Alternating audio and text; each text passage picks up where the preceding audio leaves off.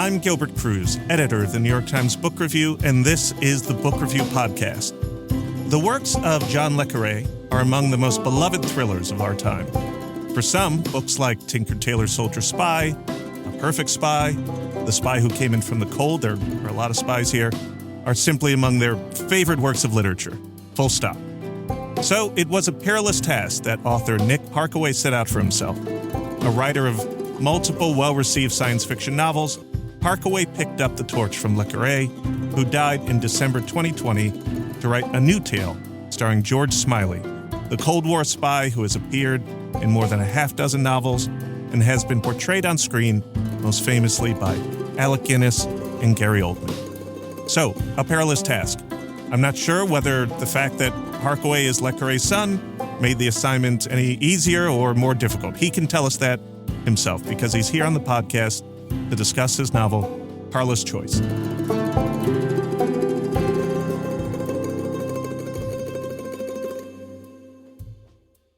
Nick Harkaway, welcome to the Book Review Podcast. Thank you very much. So, Nick, I'm glad I reread The Spy Who Came In From the Cold before picking up Carla's Choice. You chose to set Carla's Choice between that book and Tinker Tailor.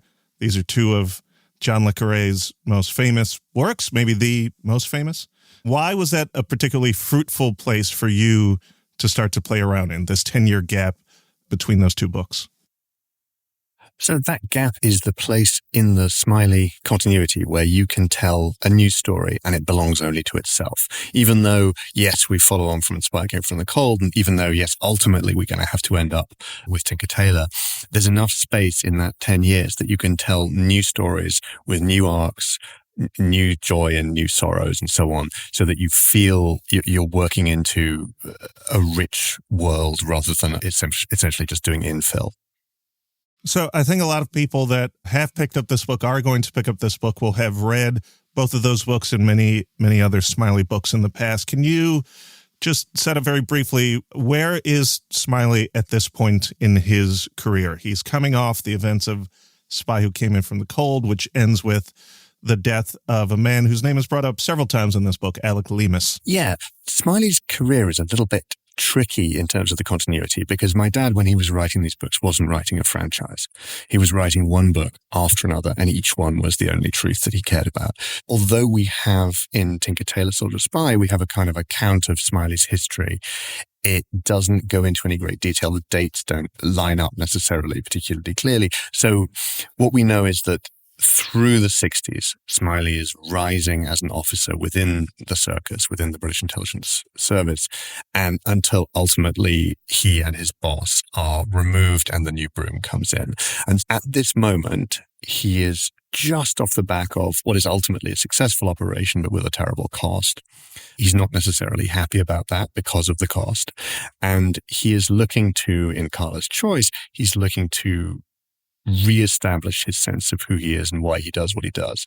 Now, at the beginning of Carla's Choice, George Smiley, who we're going to talk a bunch about, is retired. And as you write in the book, quote, having done away with the circus as his too demanding mistress, Smiley lived between libraries and love and came as close to contentment as a man of his peculiar constitution is able. What is it about Smiley that keeps him from staying out for too long? Like Al Pacino in The Godfather 3 before Al Pacino in The Godfather 3, right? Just when he thought, several times, just when he thinks he's out, they bring him back in.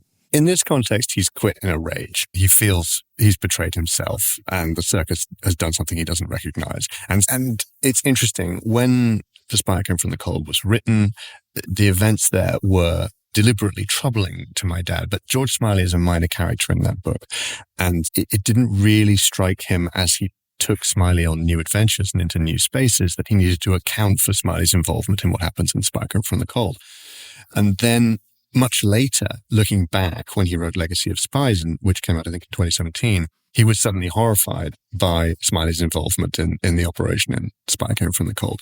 So he never accounted for Smiley's kind of moment where he's in The Spy Who Came From the Cold. So I have to, in this book, is one of the pieces of tidying up I have to do is give Smiley's emotional reaction to what takes place. And so inevitably he would leave.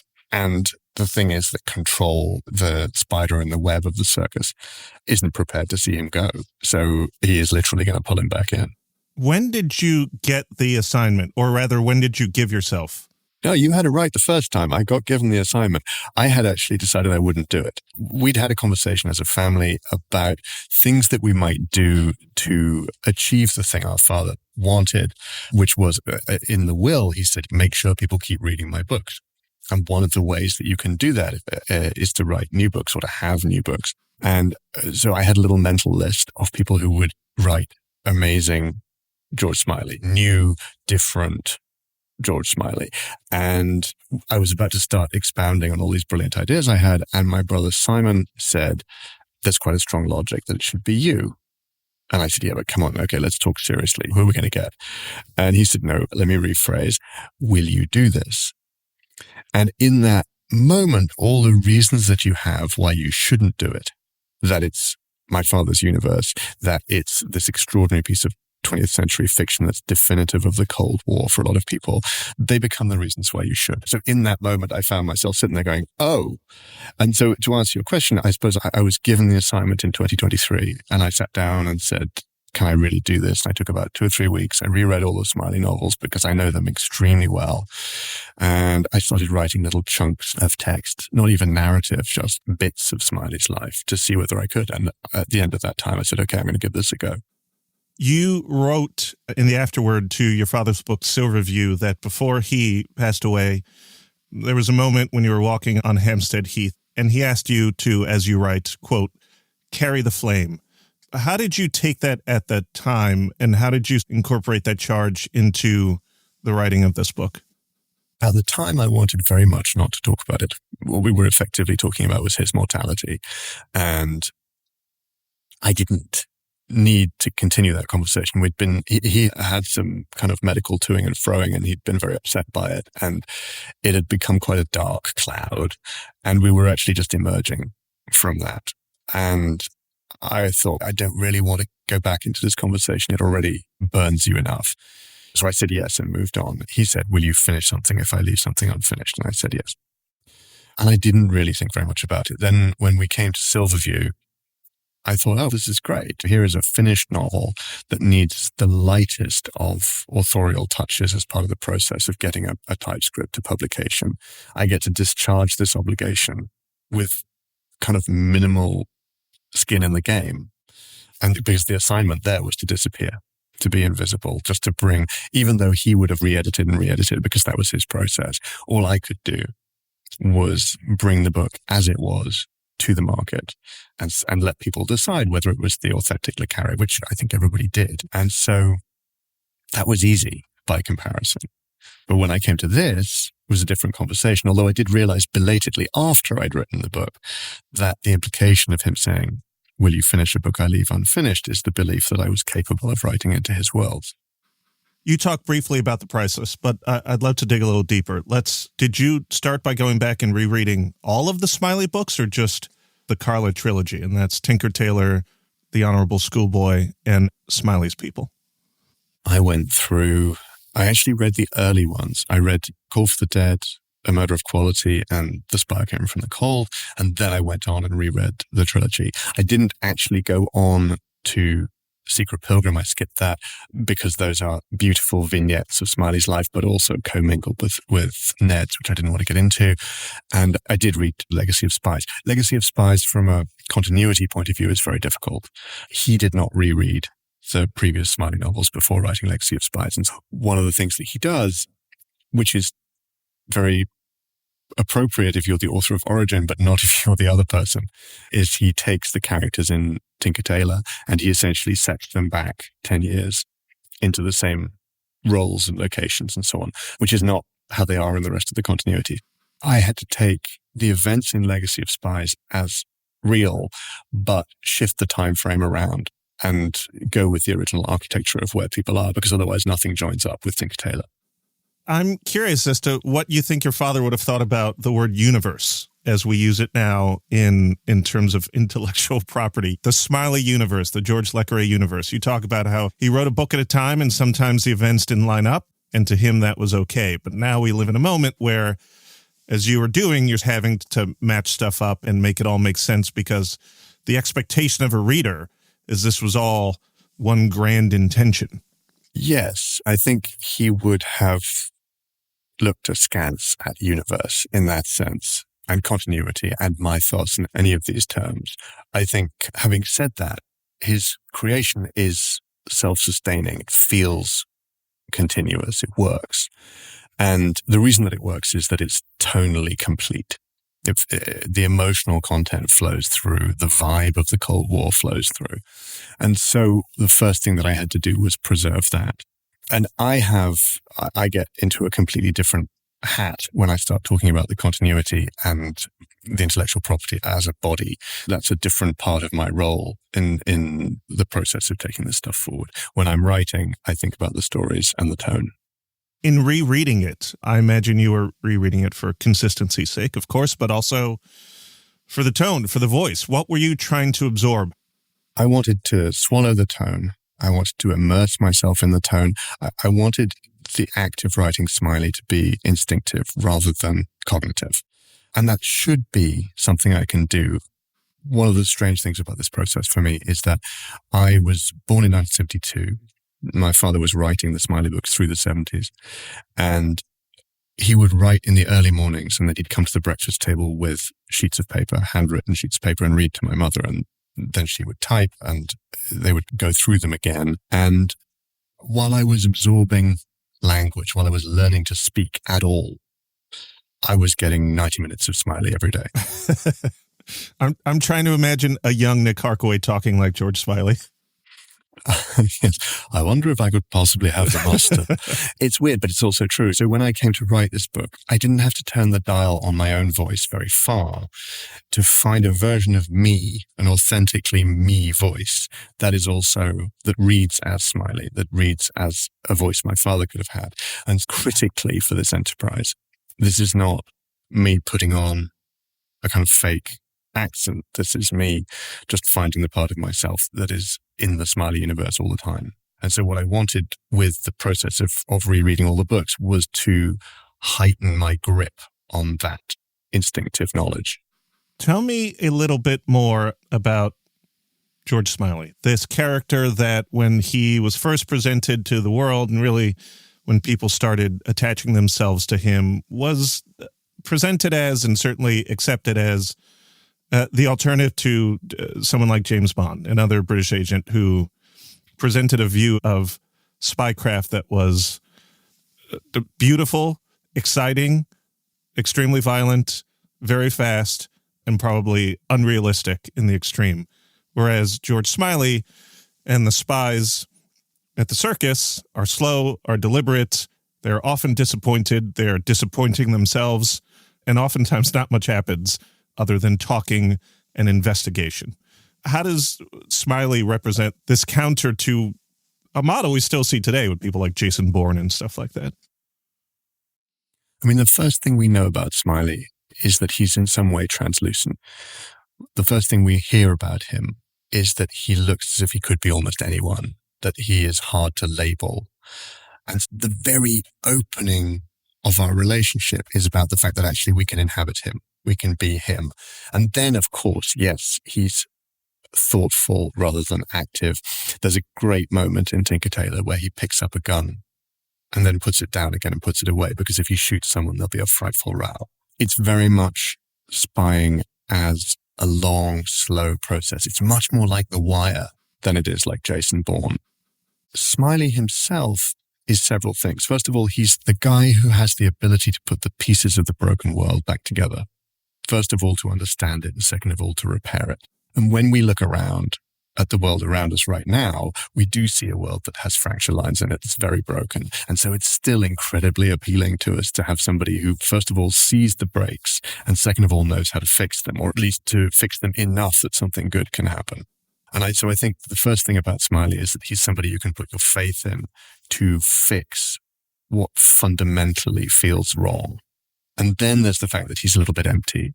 So you can travel with him, you can be inside him. And finally, he's terrifically vulnerable.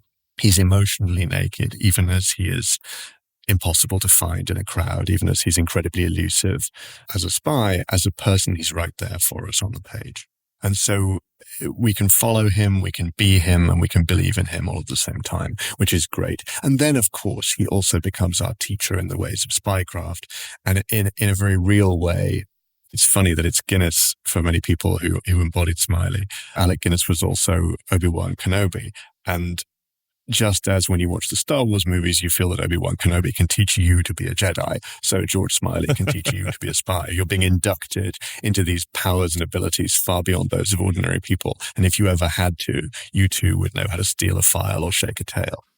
I have to admit that I came to George Smiley and your father's books after having seen the Gary Oldman film, and I see him now in Slow Horses. I've gone back and watched the Alec Guinness, certainly the first one, the first miniseries. I have a completely different view in my mind that is suffused with everything that is Gary Oldman. He presents a very different view of George Smiley. You have written, or you said that your father for a time, you also said you didn't know if you believed that this was true, that your father for a time had a little trouble writing George Smiley because he had been overwhelmed by the presentation of the actor Alec Guinness as his character, and it messed with him for a bit. Do you think that's actually true? And I'm curious as to what you think that means about the way people interpret character on screen versus in a book. Guinness was in our lives. He was this very sweet, slightly overwhelming, gentle presence for a little while. And the phone would ring. And I, as a child, had been schooled in how to answer the phone. We never admitted my dad was in the house. We gave out the number in case someone had misdialed and they somehow got the number from you. It was all very clandestine in a very sort of gentle way. But Guinness would ring up and you would get that voice. Hello, I wonder if I could possibly speak to Mr. David Cornwall. And I would say to my mum across the room, it's Alec Guinness is on the phone. And then you'd get, how did he know it was me? But every time, my dad had the same thing. He'd pick up the phone and say, hello, Alec, it's extraordinary surveillance operation, you must run. But so he was part of our world. And for Dad, seeing Guinness do this extraordinary performance as Smiley overwhelmed his ability to hear the character. And I get that. Because if you read the books and then you have Gary Oldman as your Smiley, there are people who have Denham Elliott or Simon Russell Beale and so on. But if you read the books, you find a slightly different voice. He's slightly more brittle. He's slightly younger than Guinness was and so on. And when my dad came to write after seeing Guinness, the cadences of Guinness's voice came into his head rather than the cadences of the original. And if I'm skeptical about it, it's because it's writers. So the reason you can't work is obviously because a brilliant actor has played your main character. It's not because you're thinking about something else or, But when I came to do it, I didn't have that problem because the authentic Smiley is the Smiley that we get from all these people, from my dad, from Guinness, from Michael Jaston, who read the audiobooks when I was a kid, from Simon Russell Beale, who reads them now, from Denham Elliott, who played him in Murder of Quality, and from Gary Oldman. And so all of those people have been Smiley. Even James Mason was almost Smiley. And so in the movie The Deadly Affair, which was an adaptation I would have loved to have seen Call for the Dead. Oh, it's still out there.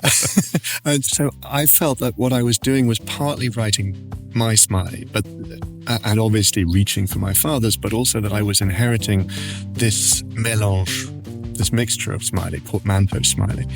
And everybody had to be able to feel that their Smiley was on the page. So that was easier but harder.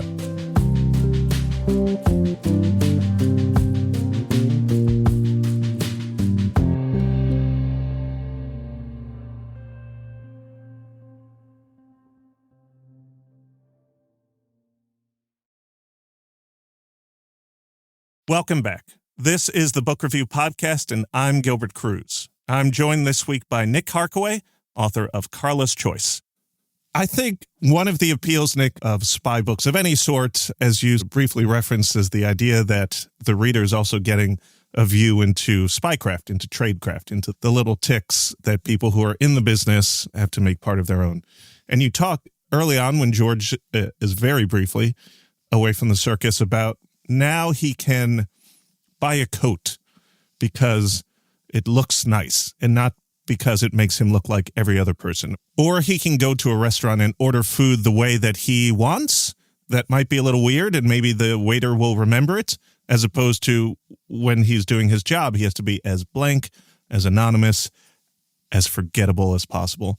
There's a point later on in the book where Connie, maybe, or another character, is trying to explain to a young woman who's been inducted into the ways of Tradecraft how to hit people, that I found particularly fun. And not that I ever want to do that to someone, but I might memorize it and just use it in the future. As a writer, how fun is it to speckle these things throughout a book? It's great fun working with the Tradecraft of the circus and with Smiley. The difficulty that I have is that I was never a spy. I have to keep reminding myself of this when I'm doing interviews about the book now, because everybody asks me spy questions to which I have no answer, none at all. And the instinct, because you want to be helpful, is to go, spies do this. And it's like, I just have to hold my hands up and say, no, I have no idea what spies do. I was never there. But with Smiley, we have these pieces of wonderful fake Tradecraft, which my dad made up for him, like the 2 splinters of oak above and below the lock in his house, which was never intended to be a real thing. And in the intervening years, Smiley fans around the world have worked out how you can do that piece of Tradecraft. So now it exists as a thing, albeit I don't think actual spies do it, because I don't think it makes any sense. But people have worked out how to do it. And so what I would love to have is a situation where people now start going, I think I can do that thing that they do in the book. One thing that you do know that I just talked about, I believe, is martial arts. Is this correct? I'm the world's worst martial artist. Okay. I will say the advice: don't use your fist to punch or you'll crack your knuckles. Pick up a lump of wood, use your elbows, the heels of your hands, your knees. This is all great advice. I feel like it comes from practice, from lived experience here. Why are you the world's worst martial artist? Because it turns out I have not only a glass jaw, but a glass fist. I knocked someone down in a kickboxing class, oh my goodness, 25 years ago. And I was so appalled that I immediately leant down to help him get up, and he knocked me out. And that was the moment at which I knew, just in my bones, I knew at that moment that I was never going to be that guy. Someone, of course, who has worked there for ages that I'm fascinated with is Control. Is this, as you say, the spider at the center of the web, the person who never gets a name across any of these books, the person who holds all information, loves to compartmentalize, loves to silo. You never know why he's doing what he's doing, but you know that you have to follow him anyway. How do you write someone who is at the center but maybe has no center? The thing that I realized about Control when I reread my father's books is that he's a real monster. Control does terrible things in 2 books that I can think of, and actually quite a bad thing in a 3rd. And that's just before you get into the sort of incidentally bad things that he does. He is our wicked good guy. He's the spider in the web. He's the bad man who does the right thing for the right reason, or the wrong thing for the right reason.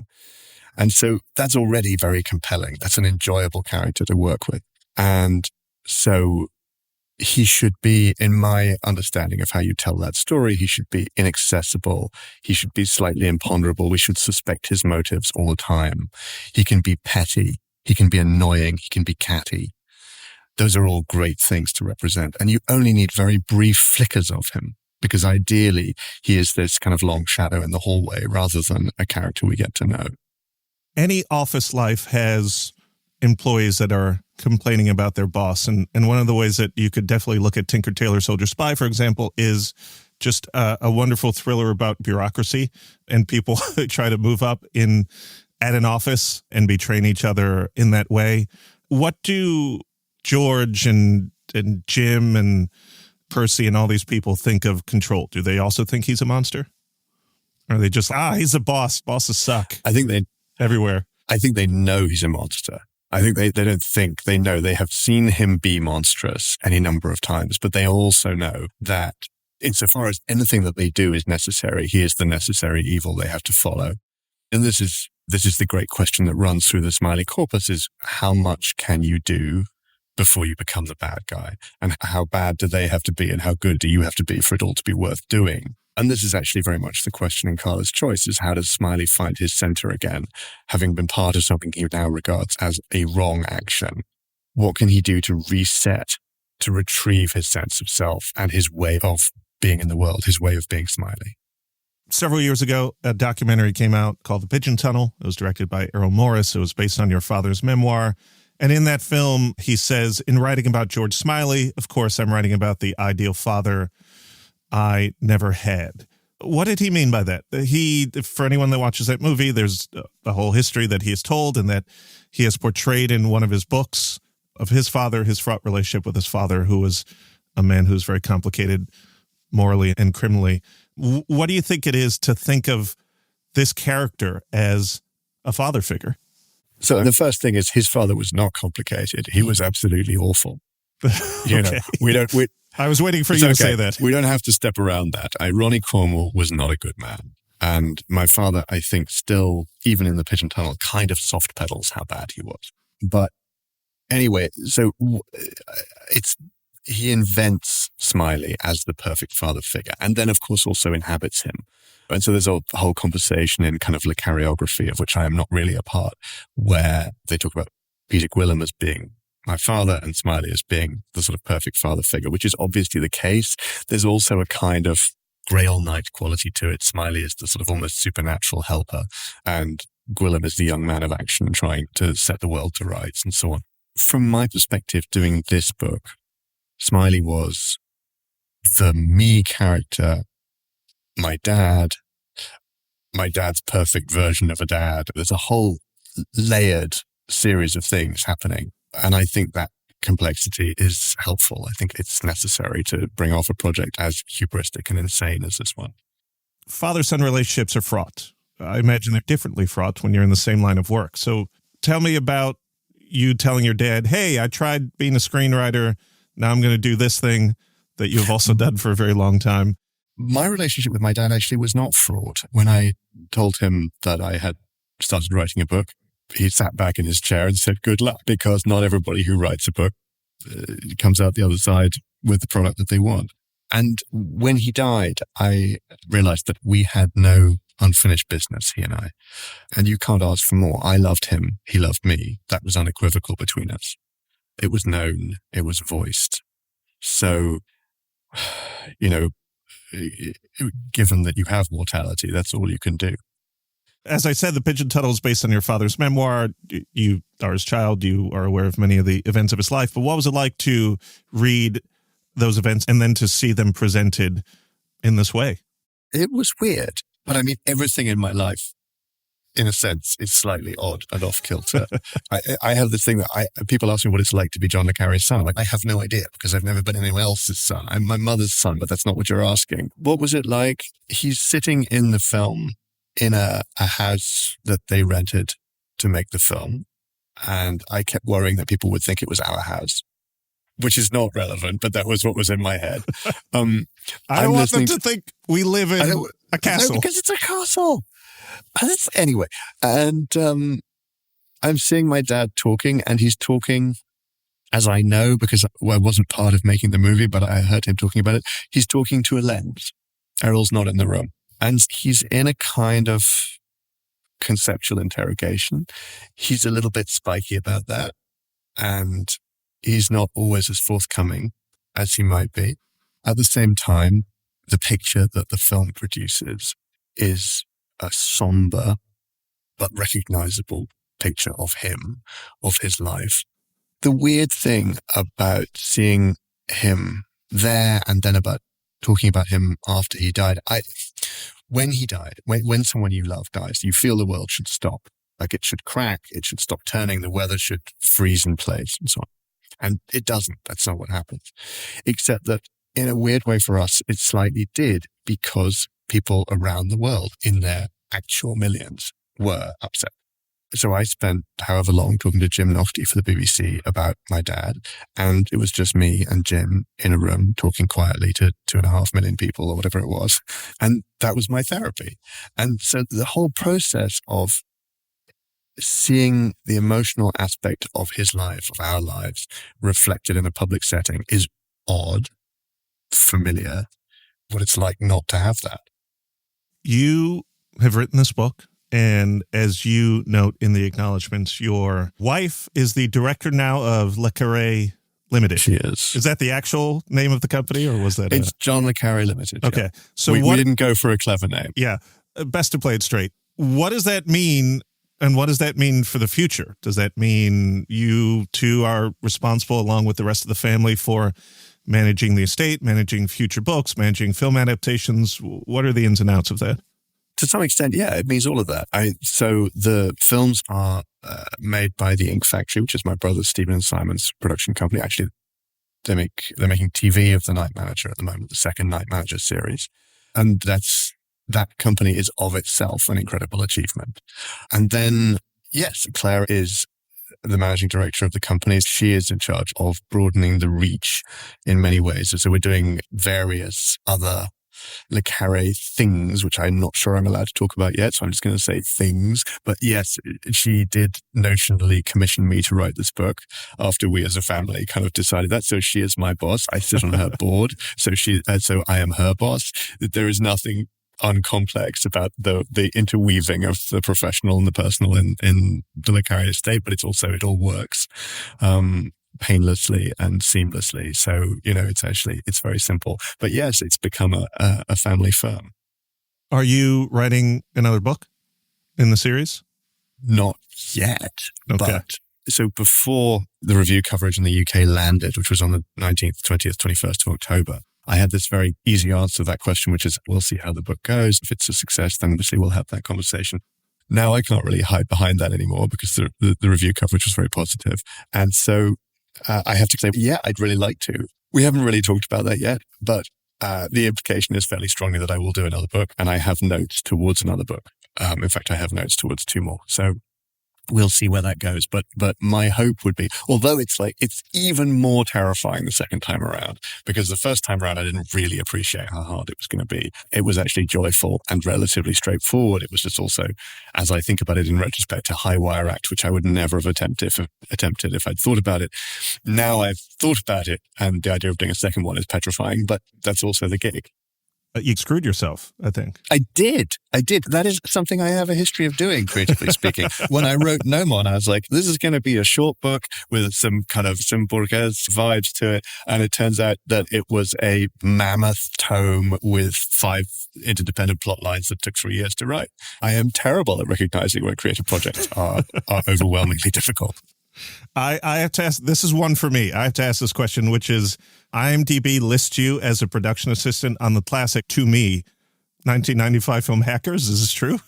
It is true. Actually, I was a production runner, but yes, I think that's called a production assistant on IMDb. What did that mean? What did you do on that movie? Which I hate to admit it because I don't know how it makes me look. I think I've seen 25 times. I don't know. Back when I wanted to be a hacker in my teenage years. So I made a lot of cups of coffee. I did a lot of photocopying. I think that's almost all of it, really. I ran around the place. I worked all the hours that were on the clock. I slept almost nothing. I drank a great deal of Jolt Cola. I'm still mildly oversensitized to caffeine on that basis. And I remember going out to my car at 3 a.m. or something and seeing Richard Gere and a troop of mounted knights of Camelot walk past me in the parking lot. And I went straight back into the production office and went to sleep under the desk because I didn't know whether it was real or not. I think you're referring to the movie First Night, in which Sean Connery plays King Arthur. It's exactly right. And they were filming it at the same time. And it was the most hallucinatory experience of my life. I'm curious about that. That movie certainly came at a time when it felt as if technology obviously could be used for ill purposes, as is displayed in that movie, but also it allows communities to be formed. And I'm curious about the work that you have done before Carla's Choice here, which is very focused on technology, the intersection between technology and the human, and the ways in which those can be used for both good and ill. It's really, you have written several sci-fi books, and you've been very clear about your slight annoyance with the idea that fiction that is taken seriously about the modern world, that does not engage with technology, is not necessarily doing its job. And I wonder what you think about having to go back 60 years and write in a time when it takes 2 days for a telefax to go through. It's weirdly different, and it's differently difficult. My pitch about technology in writing is just that there is a perception sometimes that the kind of clear stream of the human experience has to be unmediated by technology, which is inaccurate. Just as a matter of fact, on so many levels, we are nothing if not, our society is nothing if not the product of our interaction with our tools. And that's true in Shakespearean times, it's true in 1963, and it's true now. The whole East-West conflict of the Cold War is about the distribution of access to industrial power in the Marxian analysis. It's the whole process of economics, industry, and so on is a reflection of our interaction with our tools. Now we have digital tools, and once again, they are redefining everything. I think the idea that you can say, oh, I want to write about the humans, so I'm not going to engage with technology. On a personal level, that drives me up the wall. I understand what you're driving for. I really do. It's the emotional experience. It's the interiority. But the notion that you can write about humans and say this is definitive and none of that technological stuff is important, that drives me crazy. So here we are, me going back to 1963. The weird thing is that the same conversation is operative. There are conversations about fax machines. There are conversations about cellophane as a kind of new technology. The odd thing is that everybody in every era thinks they're living at the forefront of technological development. And the interaction is still there between people and technology. It's just different. It's different technology. My dad celebrated his own inability to understand technology, but for the Looking Glass War, he was actually rather good at radio technology. When he was writing after the Cold War, I can't remember which book he was writing. One of them, he went and sat with intelligence officers who worked with sound recordings and could map the room from a sound recording taken from a telephone. So actually the technological progress is inherent in the spy world as well as it is anywhere else. And I can't use, for example, encrypted phone calls in the world of the circus because they didn't start to come on stream until later in the 60s. So I have to work around that. And that itself produces drama, produces the way the narratives work. So I think you bounce off the technological constraints and you find the human again. If you find yourself writing more Smiley novels in the future, can you see yourself popping back and forth between a Smiley novel and the types of books that you've been writing for the past a decade and a half? That is exactly my plan. And it's actually the deal that I cut with my family when I said I would do this. And the consequence of that is that I have a Nick Harkaway, not le Carré book coming out in the UK, at least coming out next year. And I've just given to my agent the book that I started writing in 2019, 2020, and then put to one side because I was doing other things, which I've now finished, which is about human cloning. And so I'm very excited about that. There's still going to be Harkaway me interspersed with this, and how we'll manage the publishing schedule and how I'll find the time to do everything, I have no idea. But being busy is great. Nick Harkaway, author of The Gone Away World, Titanium Noir, and many others, as well as this year's Carla's Choice. Thank you for being on the Book Review Podcast. Thank you so much. That was my conversation with Nick Harkaway about his new novel, Carla's Choice. I'm Gilbert Cruz, editor of the New York Times Book Review. Thanks for listening.